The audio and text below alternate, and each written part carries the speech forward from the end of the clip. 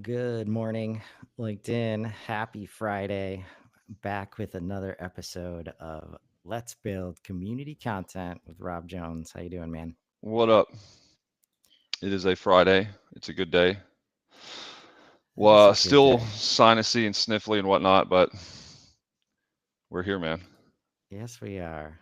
I woke up with some stuffiness this morning myself. Like I said, we've entered this, you know, few weeks of fall here in Texas, so it's usually random stuff like this happens. But yeah, man, it's been a week. Learn a lot right now. And if I could just say, that's like, if there's no other benefit to showing up every day and engaging the community, creating content with the community, like the learning curve, like there's no faster way, Yeah, right? you are the most on LinkedIn person I think that I'm aware of. You are building everything all the time. So yeah, I feel like you're probably learning a ton. I am, that right there, like that says I'm doing my job in some capacity. And I think um, as we get into the topic today, like of just this challenge of we know what the game is. Like if we want to stay top of mind, if we want to actually be a part of the community, like the daily engagement, the consistent engagement is crucial. Uh, but it is unnatural in a B2B setting. Like the only thing we've been allowed to do basically up to this point every day is stuff like sales calls and prospecting and help desk stuff. uh but as soon as you get into these content conversations, like it's just different. We gotta prepare, we gotta get approvals, like all these things show up that kind of get in the way. And even when I think the other thing that I've discovered this week as I'm trying to learn and then execute with more people, right? Started this series with George and Nico, Wake Up with AI. Yeah. We're going daily and uh, keep on discovering reasons why it's working, like from a process standpoint, from a delivery standpoint, after the fact. Like, and one thing as I try to think about other daily shows, like you have to be excited and motivated and passionate about the topic to show up every day, like the way that you want to show up, right? In a way that's going to be valuable, and puts out the right energy, right? Yeah. I mean, it's a nonstop job. Just being able to do that quickly, consistently, learn from it and improve. Like there's almost feel like it's not I think we've talked about this last time, but even content creator like growth, just like a lot of other growth, isn't linear either. Like development growth, they talk about that in sports a lot, talk about that in football a lot, but it's also the same for community and for me, content creation. I'll have these waves of like hyper focus, passion, like moments of clarity, and then lose it. But the energy, kind of remains the same. I think is what you're talking about. Um, Yeah. Like, the why, like why you're showing up, why it's important to show up, right? And this is where, like, if we think about the other daily stuff we do, like, we know, got to get on sales calls because that's how we close business. And, lots of other things, uh, in the business like that. And I always pick on sales or highlight sales because a lot of what we Pick can on do, versus highlight. I like the distinction there, the right? clarification. A lot of what we can do is just repackaging sales activities, right? Because so much of a sales call, like depending on where it is in the process, is learning, it's discovery, it's asking questions, it's having conversations, right? And how do we reposition that to be okay with putting that, in a public forum, in the community, creating content with those very same people, that we're trying to build relationships with, right? And I want to show, uh, post from you yesterday, which I wasn't aware of until you shared it with me, and it happened to be the thing that's on my mind, right, or related to it. And um, take us through. I'm not going to do it justice. I would have to read through it to do it justice. But take us through the point of this post. Yeah, somebody that I guess there's a backstory. Somebody, it's in the post. Let me just zoom in and find it. This guy, you always wonder kind of who's engaging with your stuff in your audience, and if you're in B2B sales or in marketing, you hope it's your ICP. That's the standard practice.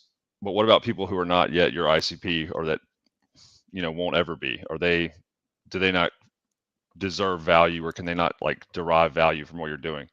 That's this guy who is a bee. I'm not even sure what he does. His headline is like the worst beekeeper on LinkedIn. But he just showed up one day with a parody song or a funny video and made a comment, right, that was like, I'm not sure what a HubSpot is, but I know where to look or who to ask whenever I need one. I thought that was weirdly, it was funny as hell, but it was weirdly kind of informative for how I would start to structure some of the delivery of content and value. Maybe, I mean, I do a lot of humorous stuff, but that resonated with me. And so I'll every time he comments or whatnot, I'll throw a bee pun in, or like I've been wondering where you were, Hive. So just kind of joking back and forth. But we've also I've also sent him content ideas in DMs before, um, just as like validation, or what do you think? Just getting people involved, getting him involved. And so he sent me this bottle of honey. First of all, I live in the South. I thought I knew about honey. I did not. This is the best bottle of honey I've ever had. It's like very light and aromatic and whatever. But just the act, right, of what is that going to get him, right? This is not, the post says like, this is not a software demo. This isn't a $5 Starbucks card. It's not going to help me hit my goals or him hit any goals. This isn't financially benefiting anyone. It's not an ebook. Does that mean it doesn't have value, right? So giving, for just fresh on the mind from Pavilion event um, last week, was Sam Jacobs talking about that. And it was showing up and giving, like, providing value, making the call, taking the question.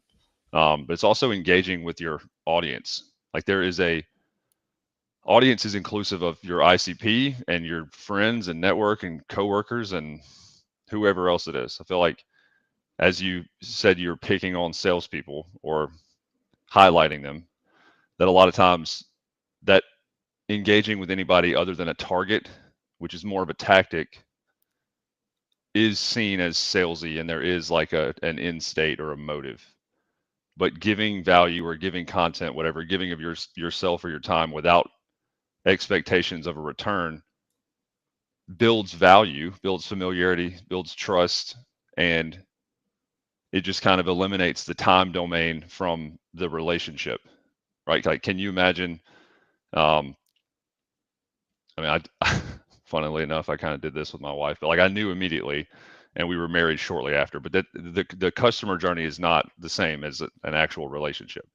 People get into like the buying process, or for, if you want to talk more sales oriented jargon, our ICP is 5 million, right at five for like the start of a good fit.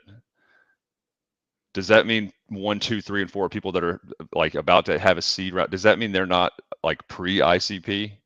Does that mean that people that might be in a role or in an org that are about to lose their job or move, and does that mean they're not about to be in a buying motion, or qualified as an ICP? I mean, so that's kind of the thought process, is like whether you can pull the infographic data on them and determine they fall into a category at this exact moment or not. There's still the opportunity for a relationship. So Yeah. it's not a task or sequence necessarily, but it is, you know, sometimes you do see like tangible evidence of value and impact that you've made, and this was a cool, to me, example of that. Yeah. No, I love the way you put it, like opportunity for relationship. Like all of this is like opportunity for connection, opportunity for conversations, opportunity for relationships. We lose track of that when it becomes a targeting exercise. And again, I think I had to caveat this last week. Like, we're not throwing ICPs out the window. But what I've discovered with this, what I feel like I've discovered, is that like HubSpot specifically, like trying to bring in and trying to get buy-in for HubSpot, right? Like we always know, like decision makers, like yes, they're important.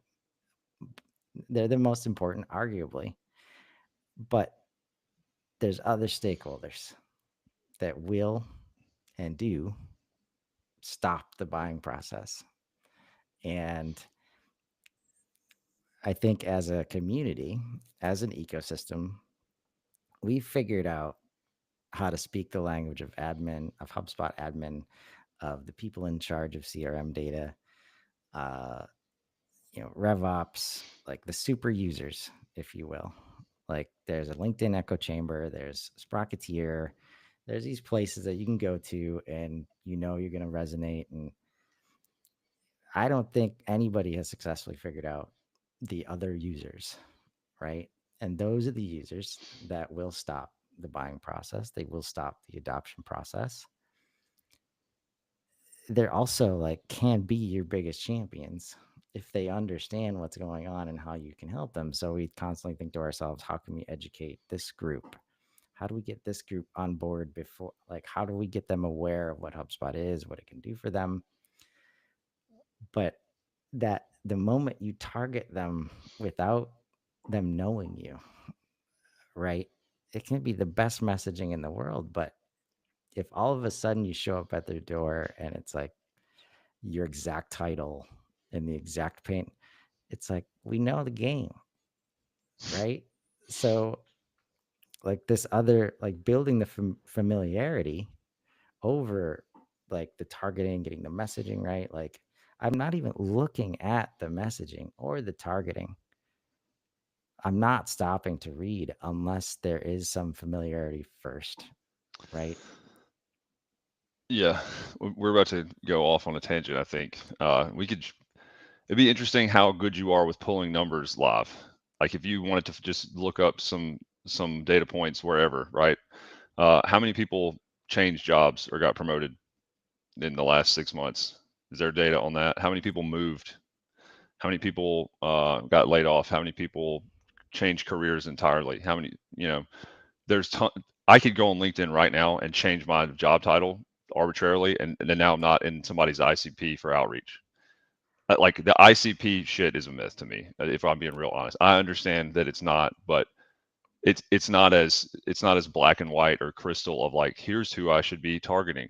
What if you? I mean, so many examples of this where you should just. I could be talking to you right now, right, or giving you content, and let's say you're an AE, and I don't know, like we don't know each other, but you're at 200% quota for the last 4 quarters. You're about to you're about to move into a VP or DM role, and you see this thing, like also one of your first decisions in said new role is figuring out how to better orchestrate sales process and all of the things, right?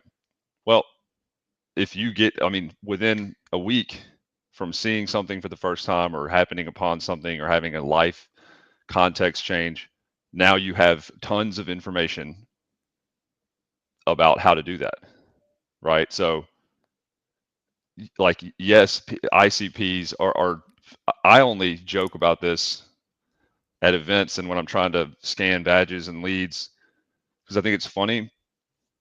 But shouldn't someone in this field or role or in B2B kind of be able to self-identify as a lead or hot, cold, whatever, right? Shouldn't they know? I don't think people can. I think ICP should almost be up to the person to identify with because a lot of times companies are always refiguring out the ICP. A lot of times, it's probably more so in startups, but like I know specifically in this ecosystem, right, is like there's new apps and new capabilities and new features and new stuff that expands the total, the TAM of who could be a HubSpot user, thus changing ICPs and allowing people to niche into specific verticals or get like hone in on what they're doing. So, spending all of your time just for that, like those types of activities and tasks, and not being more giving or more general to some extent with your content or your expertise. You're gatekeeping or paywalling yourself, like your reach, because there could be an influx of people into whatever your ICP is, your target accounts, or an exodus, right? Like part of that is, and this is an incredibly extreme example, but the WeWork thing, right? They didn't, within a week, they had no more ICP at all. They literally were blocked from doing any of that because of, federal regulation. So again, probably a extreme example, but stuff like that happen. There's changes, there's legalities. Another part of that is like the marijuana industry, right? A bill gets signed into law, and suddenly now there's now a ton more people there or less. So that's the kind of the angle, and those are two weirdly almost borderline inappropriate, like extreme examples, but stuff like that happens all the time, both at a company and like person level. Right. No, I think it's spot on to show like there's so much out of our control at the level that we think we have control when we I didn't start, say the c word one time, but you're right. It is, some of that is is way out of our control. Yes. right? Like, so I think I'm starting to think that like ICP only starts to matter like once they've already engaged you. Then you better know damn well like how somebody in that position makes decisions and what they care about. And but until then, thinking that you have the ability to target them effectively with clarity and like predictable engagement rates, like in that way, I think is you know, probably a fallacy, for being honest. And I want to highlight a comment here from Daryl. He breaks it down like no like trust, right? And I think there's an interesting trust here that relates to how I've been thinking about this. Like, so no, I've seen you on LinkedIn, heard about you. Like, you put out some cool content. I like that post with XYZ. Trust. This is longer and harder to achieve than the others. I quote, I want you to solve my problem. And correct me if I'm wrong, Daryl. The way that I'm interpreting that, like the longer and harder to achieve part is the content or the value, that you're bringing. Like it's so good. It's clearly like you cannot put this out without having spent some time, having some expertise on the topic, caring, right, about it. I, the way I've experienced that is this ability, like, because this is where outside of the HubSpot space, in my old space, material science, where I'm starting to like play with this idea and I'm starting to like, rekindle, for lack of a better word, relationships. Um, Daryl says, yes, absolutely. So thank you for confirming. Uh, and as they're coming back up, they have no idea what I do for a living at this point, but they see me on LinkedIn and they know I Yeah. have a show, right? Like how much hot, like when we re-enter the relationship now, when we get back into conversation, how much farther ahead am I than if they had been completely out of the loop? We hadn't seen each other for a long time, right? And this component of uh uh, it's a little irrational for me, but I'm trying to accept it. It's like, oh, you have a show, you must be a big deal. Like there's a sentiment of that comes through in some of the comments that I get. And it's clear that sometimes they haven't even watched any episodes ever, right? But just the fact that I'm on the feed every day, um is enough. And I'm on the feed in a much different way. Like this is where it's long form. Most people aren't gonna watch it, but it's like again, like Daryl says, the longer and harder to achieve, you must all these other things we're making assumptions now, right? That I didn't have to teach you. I didn't have to go into my HubSpot history and talk about, how I like to solve all these challenges, right? I'm just like, so it's very interesting that I said it that way. I'm Is that the same way you read that? Uh, like the longer and harder it is to create content, it's just a natural. There's some natural trust gained, like when people at least understand that. It gets longer and harder to gain trust, or it's just a long, difficult process to be able to. I Like wasn't sure of the actual question. I trust you because it's clear that like for no other reason then it's clear that you put time and effort and expertise in to create the content. I don't agree with that at all. This was what I was writing down was a like even looking at this right now, right? If you need help or if you need whatever and you're let's call it 2018, like pre all of that, and you're walking around downtown or whatnot, like who do you seek for help? Anyone in a uniform. Specific, I tell my kids like look for blue uniforms, look for firefighter uniforms, look for uniformity, right? Um, that's who people. So you have a digital uniform essentially, like a with Chris Carolan, Let's Build Live, all this. So there's a presence, which by the way, you're also looking for. They're going to be around. Like there's this. That's urgency. Like if there's an emergency or something that's needed or whatnot, you start looking around for people that you've already identified. You have a schema of like, okay, somebody in a blue uniform with a badge, right? Like an indicator. Those people help.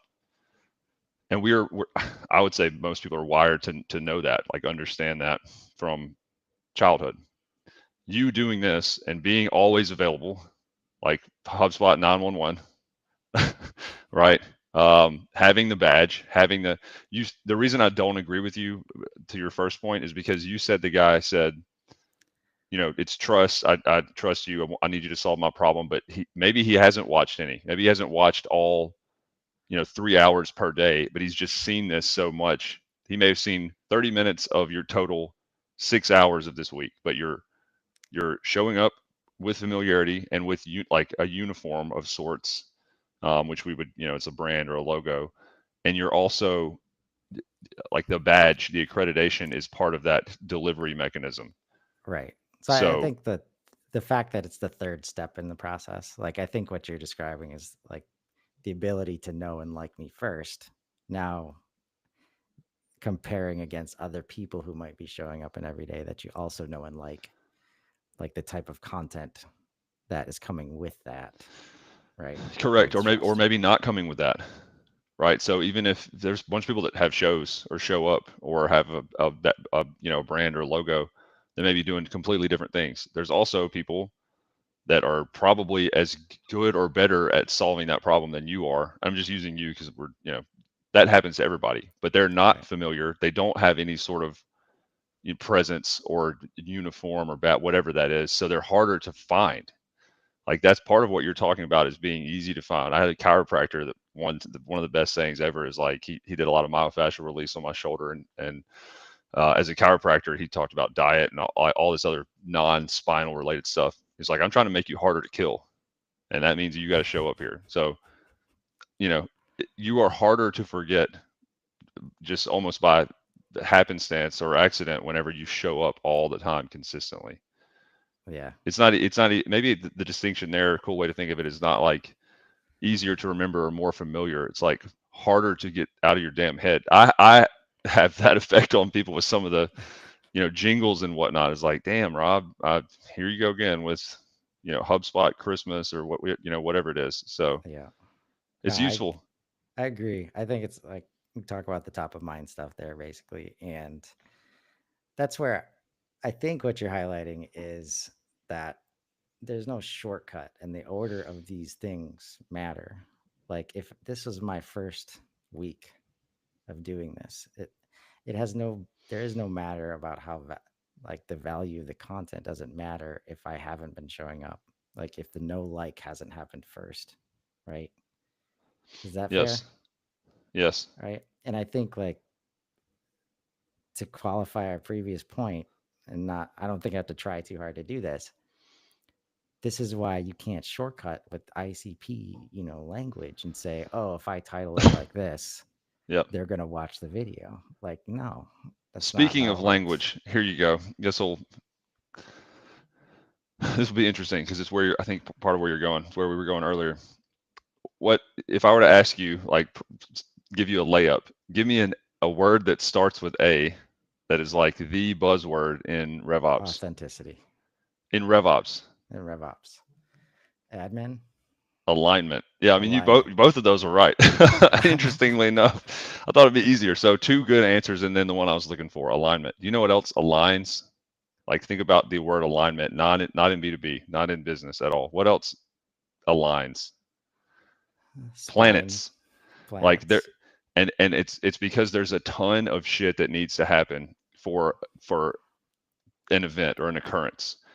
It's not just sales and marketing, but it's like what you're talking about is being consistently in the same spot. Think if celestial body, like, oh, here's the first time this solar eclipse ever had. There's very, very specific time domains that have to happen for alignment to increase, and a lot of those are planetarily. It's kind of on a set clock and schedule. It's very finite. It's very defined. We know in 72 years, whatever it is, Haley's comet's going to pass right back by us, right? It is not the same in the customer journey. So there's this concept of like,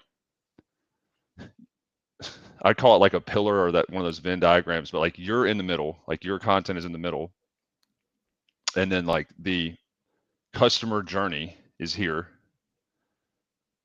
the human life cycle is here, like of the buyer, the person level, and then the org life cycle is over here.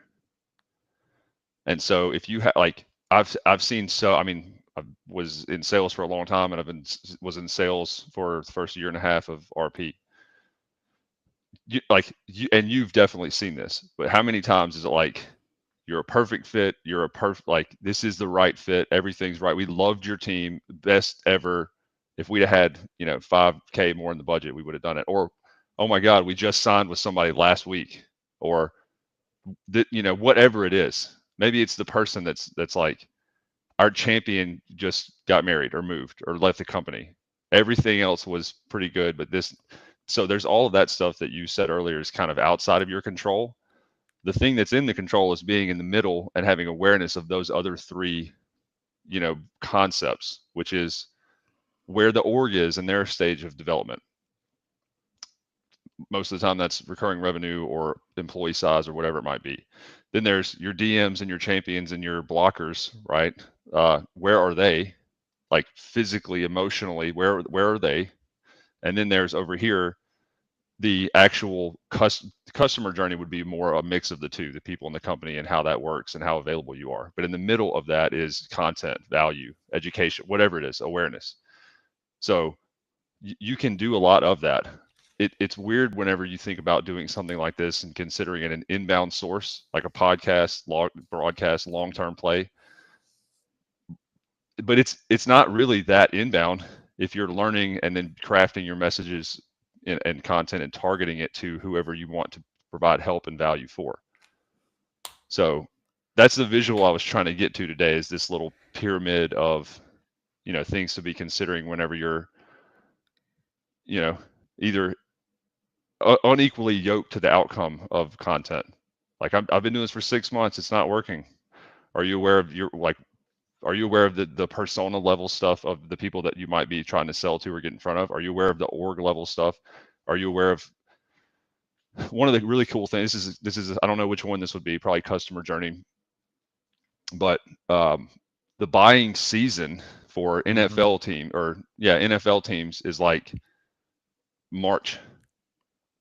So they start prepping for it Q4, and then the season's over, and then it starts. Then hockey's different. Those are huge businesses that there is no point in prospecting into them or whatever during the season. You know what I mean? That kind of stuff. Oh It's the yeah. same with school too, right? School would be, letting out May. Their buying process, fiscally, all that stuff is very seasonal. So if Yep. you're not aware of that on the person, company, and how both of those things fit together, you're not gonna. It's not gonna land. Like, Right. there's this. I think this is. We talked about this a little bit last time, but like, it's not a waste of time or like fruitless efforts. It's just it helps to shrink the most unknown part of it, which is the time domain. When is this going to be useful? Not maybe not if it's useful, but like when Will this be useful to somebody? It's useful now, but I can't buy anything. I'm not the DM. Or it's really useful now. I wish I'd have seen this 2 months ago, right? Or whatever that is. So the awareness of both of those three things kind of plays into like when your content not should be created, but like the subject and direction, right? You know, how clutch it would be. Marketing does this all the time really well. With like you've seen the Super Bowl champions, the very first commercial is like, I'm going to Disney, right? Unbelievable timing and confluence of all three.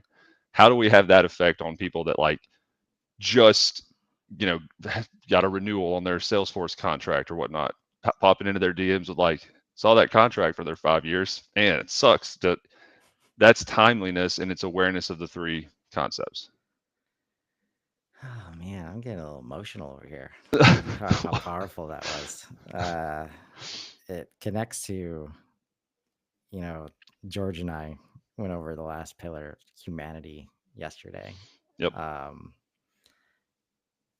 and like just describe that. Like, so for me, you know, my takeaway is if you are too heavy on the customer journey or the org journey, like it doesn't matter how good the content is, even if it does land, right? There's no way that they're going to convert, which means they cannot see value in it and it just like passes by.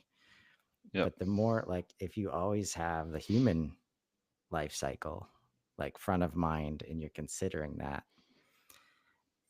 you can always like there's something that will always connect. It doesn't mean you can control when and how and where, but there is a chance for it to connect versus, you know, like the example I thought of with the seasonal, it's like the government contracts, Yeah. like they got to spend their budget by the end of September. Everybody knows that. Exactly. Like, so if you're doing anything prior to that season, now sometimes this is where like, you know, the org life cycle, you know, comes into play.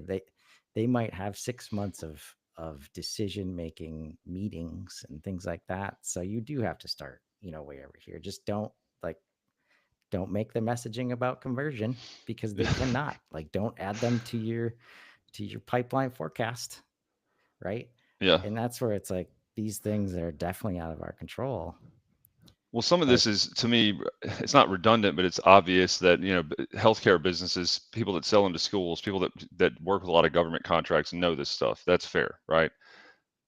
We're in the HubSpot ecosystem where they're arranged not by industry or specialty or vertical, but by segment type.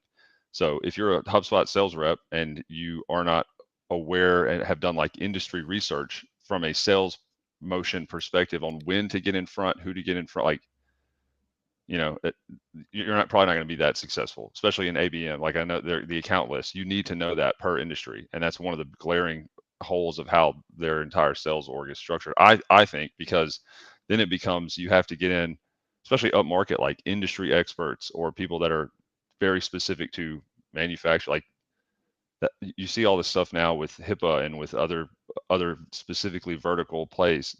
People need to be aware of that and the language, not just the seasonality and the way businesses go about, but like the jargon and terminology in there. You mentioned, by the way, shout out George. George is, I'm jealous that you get to talk to that guy every week. I feel very grateful. That's for But sure. the humanity part is real, right? Like Mm-hmm.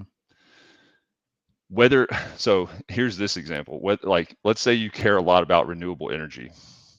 Let's say you're into cool tech and you need a car and you're in the market and you have the money and you've done the research and you decide to go with a Ford Focus E edition instead of a Tesla.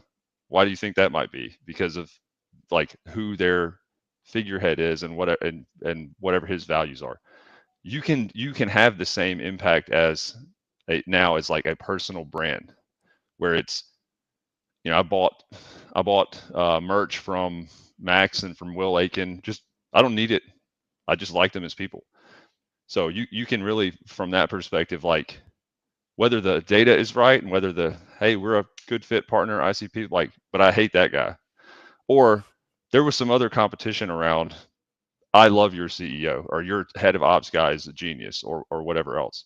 that's more the direction I'm trying to take with some of the stuff we're doing from content at RP. Like I genuinely good people, great values, all of those things. So that's another way that presence and familiarity can kind of be a differentiator, and it requires like showing up. So all this earlier, you were, before the show, you were like talking about, if I can convince you by the end of the show, I was like, I'm on your side, but what are you talking about? We're going to And then argue you for the show me that same point, I post, think here. right? No, no, I appreciate it. And that's where what we're trying to accomplish is showing this value part of the content of the strategy, right? Because in those scenarios, at least in my experience, it's like if it's not in the pipeline, if I know they're not closing until September, it's not even like that they know. Like, so we set up these cadences instead that just check in like every month, right? Yeah. Like that's how we stay top of mind. Like, no, you're not staying top of mind when you do that. But they literally don't know how to add value prior to closing time, prior to the conversion point, right? And this is how, like, sorry, it's not super measurable other than just showing up. Like, and that's why I say it like that. Like, if if showing up turns out to be the most important thing that gets to top of mind, that even gives you a chance to being top of mind, then output goals are reasonable, right? We talk about output versus outcome, and it's easy to debate with people, but if you can't reach this cadence, right, you cannot get the outcome. So at some point, we need to set goals of showing up, right? And then we can talk about process. How do we show up the way we want to do it? But it's so interesting. I love this switch where as soon as the person agrees with, okay, I'm going to prioritize showing up every day. Now we can get to the processes that allow for that, right? But when you try to take this webinar once a month mindset and apply that to once a day, it's like, oh, I don't have time for that. I need a whole team. Like, yeah, if you do 2 months of prep every time, like for your daily show, Yeah. like, yeah, you do need a whole team. You do need a whole media network like behind you, but that's not what it takes. That you don't have to do that to be to show up every day. Like and learning the learning curve to get there. Like it's Say that such a again. Wait. No, you're right. You don't have to be strategic when it comes to showing up every day. You need to be strategic about showing up everywhere. Like that's where the strategy is where do I show up? Well, you have to show up somewhere first. So whether it's here or TikTok live or whatever, or maybe it's not even a live show. I mean, maybe it's a podcast and you're just showing up to do that and you put it out and that's like you're showing up.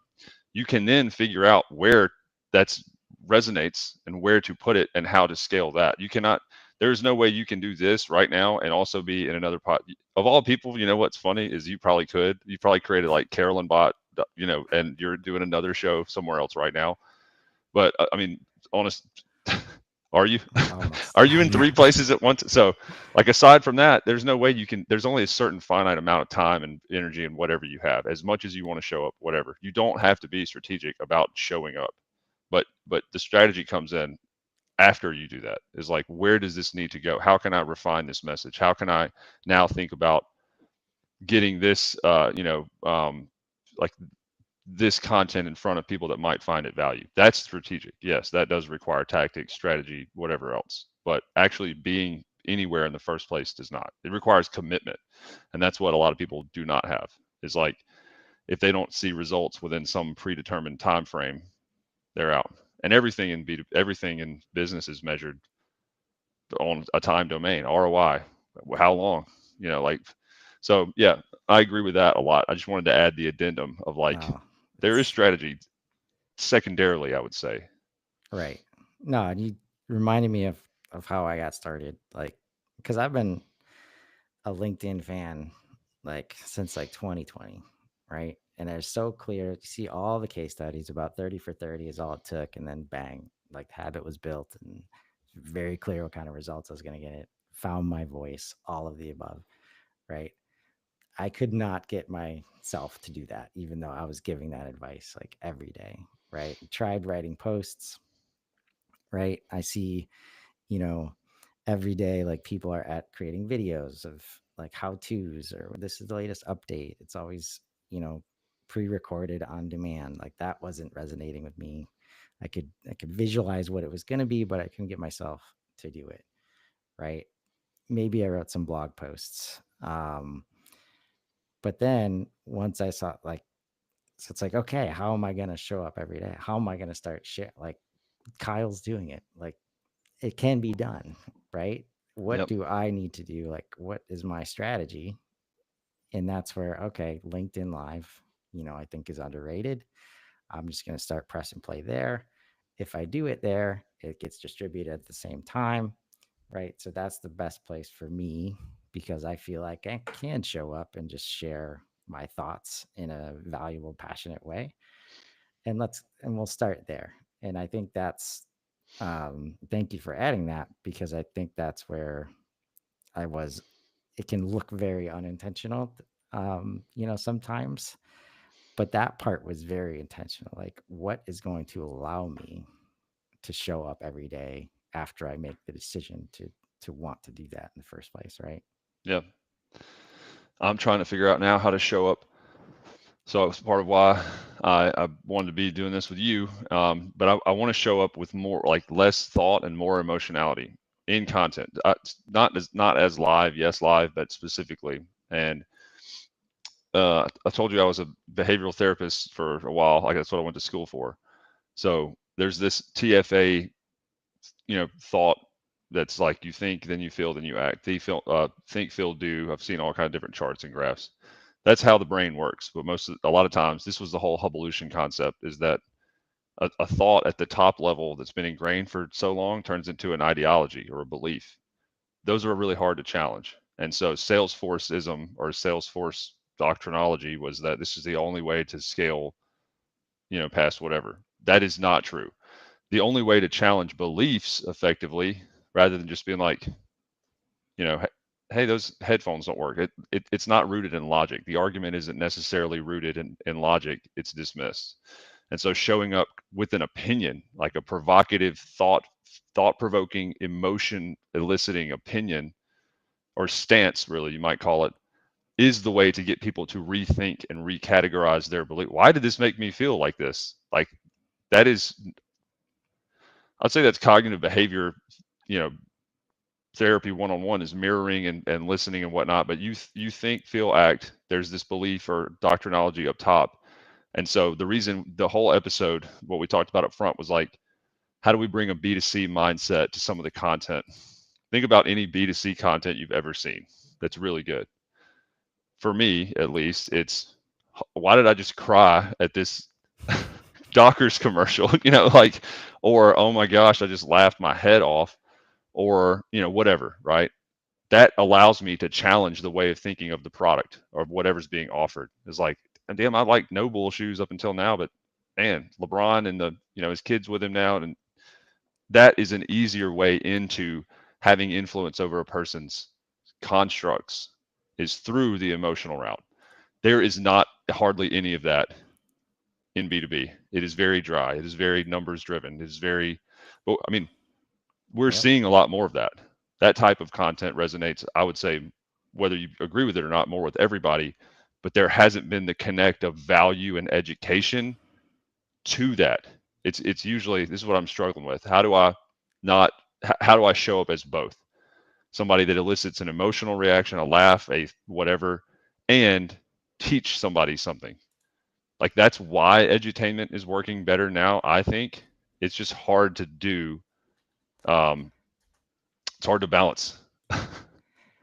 Right. And that's why I'd argue you can't be both. But when you show up, this is where like, and I need to close on this. I destroyed his Accepting brain. accepting what's out of your control is super important. And if all this stuff is out of your control, the results are also somewhat out of your control, right?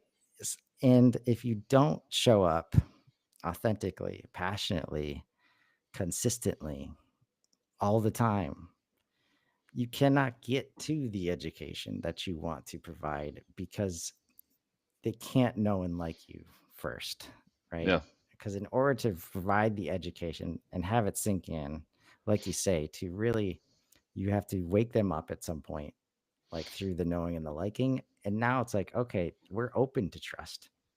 And now I'm willing to receive the concepts, right? When you try to be like, okay, I'm going to show up as education guy and make sure I'm like the on-demand tutorials is perfect, and it doesn't matter because we haven't done the first part, right?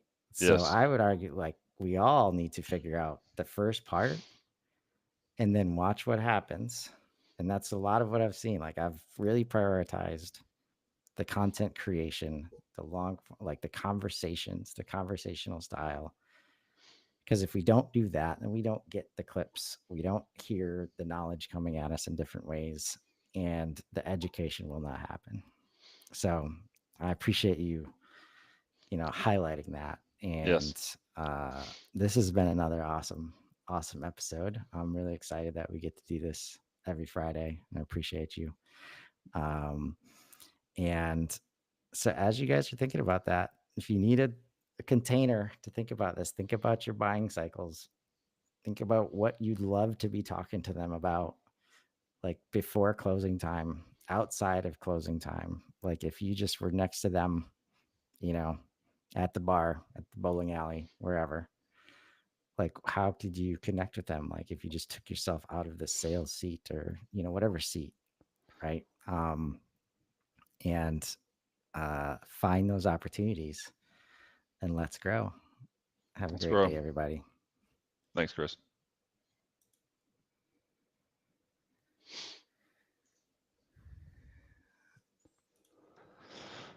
Another masterpiece.